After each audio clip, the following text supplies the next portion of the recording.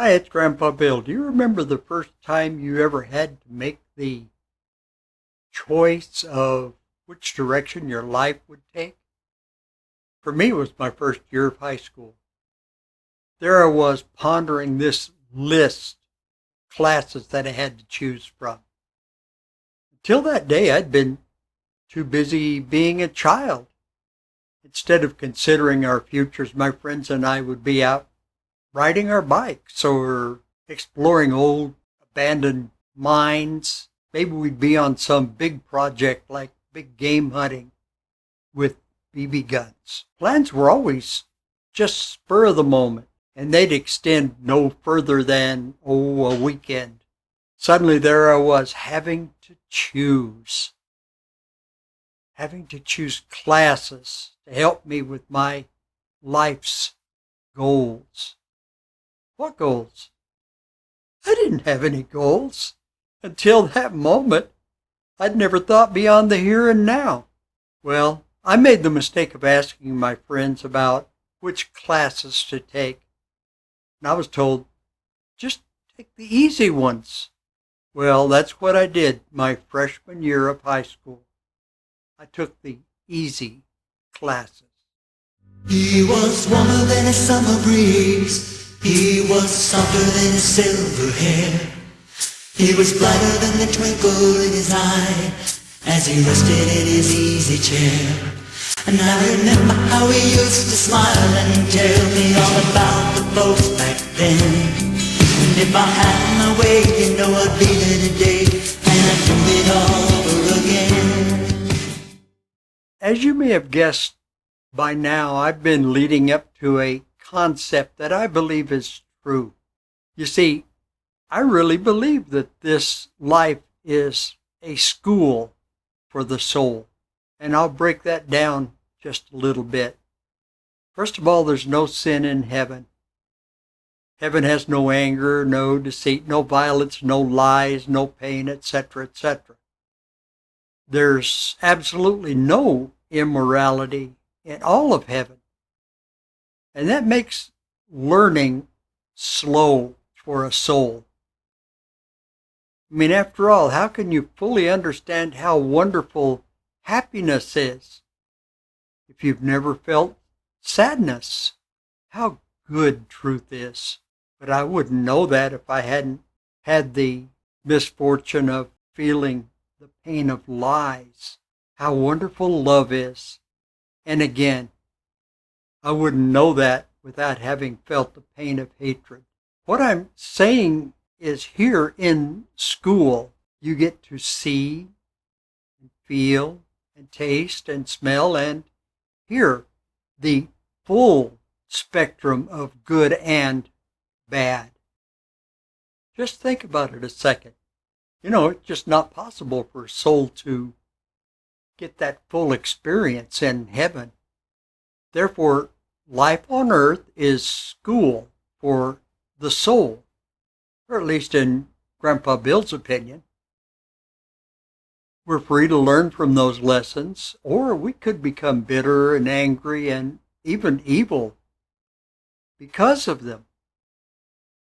Like you, throughout my life, I've gone through many trials and many tribulations. Some were easy and some were difficult and even painful. Through them all, I've held on to my Lord and my Savior, Jesus Christ.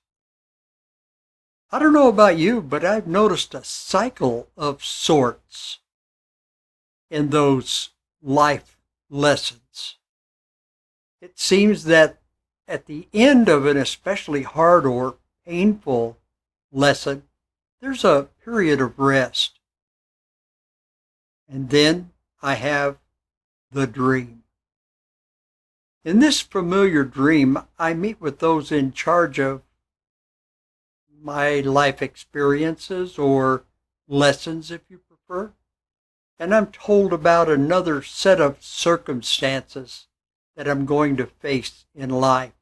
I'm not only given highlights, but sometimes names and approximate times they'll happen. Like There's going to be a death in the near future. In a year or so, there will be a divorce. Going to be an accident soon. Then it's up to me to work my way through it. It can leave me angry, bitter, or it can polish the rough spots in my soul. Well, a couple of days ago, I had the dream again, but this time it was really different. I was told that there wasn't anything planned for me. After thinking about it, I said, well, I guess it's time to fly home. I went out to the parking lot. It was full of cars, with one exception. My little Cessna 150 was tied down between two of the cars. I hopped in without even doing a pre-flight, started the engine, and suddenly I was flying. About 1,000 feet above the ground. When I say I was flying, I mean that there wasn't a plane. There was just me. I would slow down sometimes to a complete stop and look at things like I remember a cave in the side of a mountain that I wanted to check out. Then something jarred me awake. I really didn't want to wake up from that one. But wake I did. This morning as I was lying in bed, awake, trying to convince myself to get up, I heard a powerful voice say, "Listen to the voice of God." That was a shock, but I perked up and said what Eli told Samuel to say. I said, "Speak, Lord, for your servant is listening." I waited for a few moments, and then it was a soft, gentle voice that spoke. And it only said one word. Soon. You know, that one word conveyed an entire message into my mind. I'm coming soon, so don't take on any more worldly problems. Just take care of what you've promised until I come. It sounds to me like school's out. Oh, by the way, I asked one more question. The question was, do you want me to share this? And the answer came back in that same gentle voice. Yes. And so that's why this video. You have a blessed day. He was warmer than a summer breeze. He was softer than his silver hair. He was brighter than the twinkle in his eye as he rested in his easy chair. And I remember how he used to smile and tell me all about the folks back then. And if I had my way, you know I'd be there today.